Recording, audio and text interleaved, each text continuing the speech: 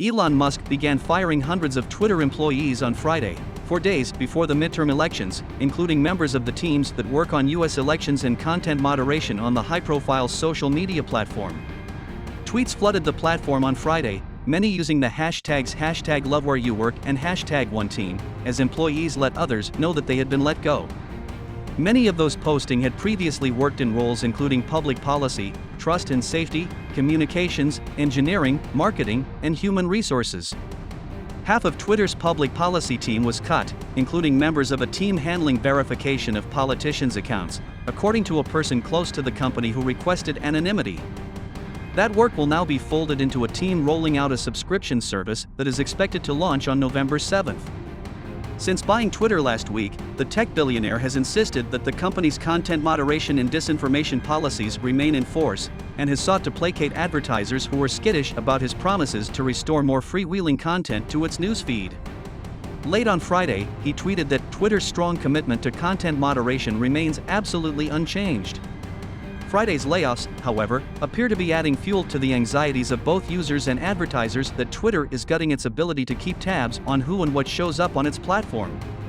And the across-the-board cuts come just as the company's moderation systems are expected to be tested during the midterms.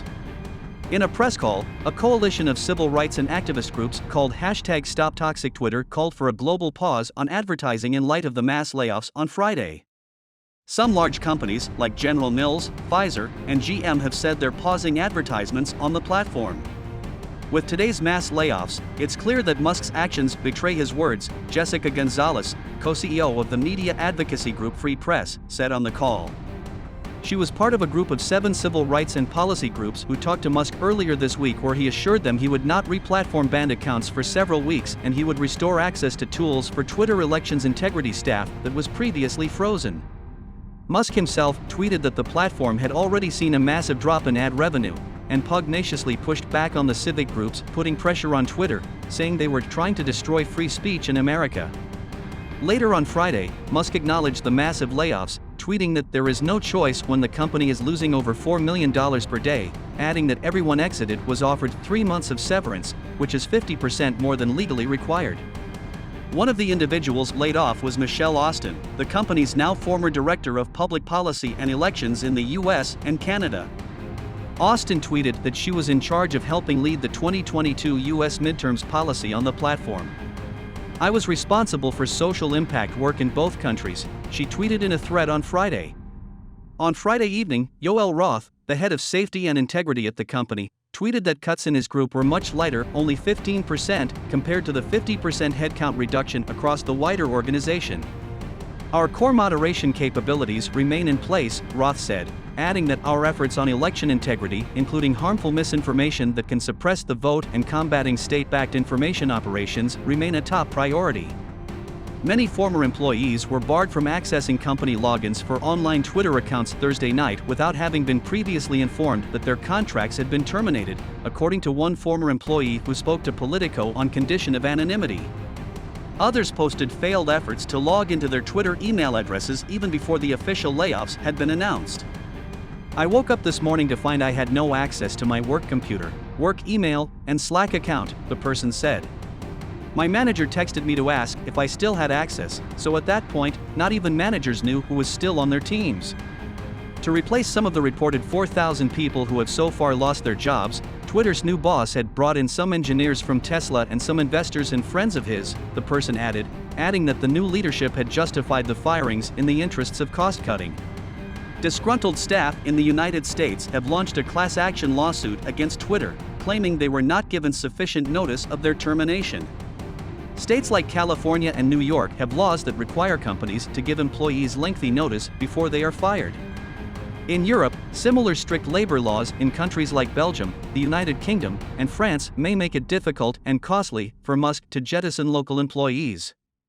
Getting rid of public policy people when you're claiming to do real free speech is the stupidest move ever, Audrey Herbland-Stoup, Twitter's former chief lobbyist in France, wrote on the platform. The announcements follow an internal email that circulated Thursday that informed the company's thousands of employees worldwide that they would be told via email on November 4 whether or not they would remain at the company.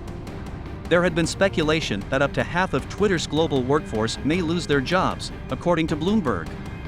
In the run-up to Friday's purge, Musk's new leadership had given employees zero communication about whose jobs would be at risk, according to another Twitter employee who found themselves out of a job on Friday morning. That individual also spoke on the condition of anonymity. In the days after announcing his $44 billion takeover, Musk pressed teams to find ways to reduce company costs with as much as $3 million per day, or to urgently deliver new features including Twitter's new paid-for-verified tick, according to the ex-Twitter executive. Other than these urgent requests, we did not receive any other communications regarding the company strategy or layoffs, the person said. In Dublin, Twitter's European headquarters, employees speaking with the Irish Times have described the situation as carnage where layoffs are random and indiscriminate.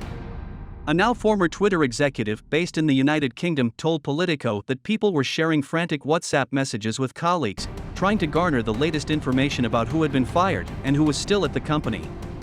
There's a lot of doom scrolling on Twitter to see what's going on, the individual, who spoke on the condition of anonymity, told Politico. Joan Deichmann, who was a senior engineer in Twitter's machine learning, ethics, transparency, and accountability team, wrote on the platform that the unit, whose job included research on how to improve transparency around automated algorithms, had been completely disbanded. All that is gone, she said.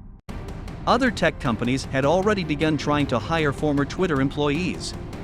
If you work at Twitter and you find yourself without your job today, please reach out, Juna Gonzalez, an Amazon engineer, wrote on Twitter.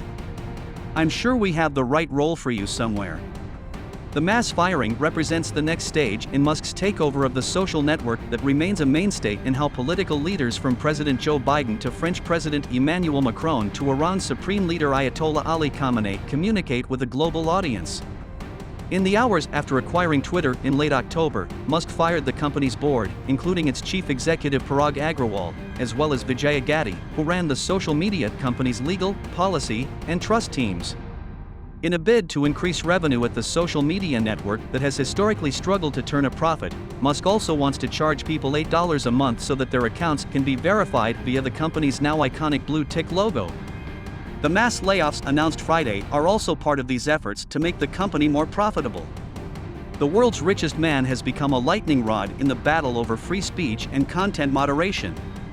He's tried to reassure advertisers that he wouldn't let the platform devolve into a free-for-all hellscape. But some major advertisers have called for a pause in business with the platform, particularly after Musk shared a false story about an attack on Nancy Pelosi's husband. He specifically said to us that he does not want Twitter to be a hate amplifier, said Yael Eisenstadt, head of the Anti-Defamation League's Center for Technology and Society, who participated in a call with Musk alongside other civil society groups this week. We will continue to watch to make sure that those actions actually happen.